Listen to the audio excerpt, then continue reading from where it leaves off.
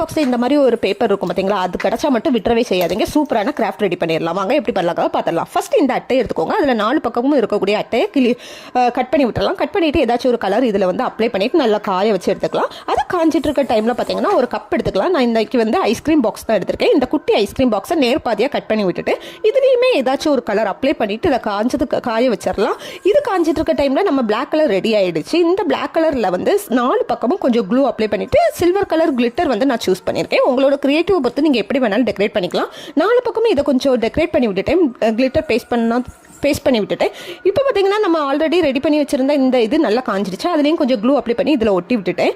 Next பார்த்தீங்கன்னா இதுலேயும் கொஞ்சம் பிளெயினாக இருந்தனால இதில் கொஞ்சம் க்ளூ அப்ளை பண்ணிவிட்டு கிளிட்டர் வந்து பேஸ்ட் பண்ணி விட்டுட்டேன், ஸ்ப்ரெட் பண்ணி விட்டுட்டேன். இப்போ வந்து ஹேங் பண்ணுறது கொஞ்சம் கயிறும் அதில் வந்து கொஞ்சம் ஆர்டிஃபிஷியல் ஃப்ளவருமே செட் பண்ணி விட்டு அவ்வளோ நம்மளோட க்யூட்டான கிராஃப்ட் ரெடி ஆயிடுச்சு. இந்த மாதிரி best out of waste videos பார்க்கணும் நம்ம கிட்டூஸ் கிராஃப்ட் சேனலை சப்ஸ்கிரைப் பண்ணிக்கோங்க. பை.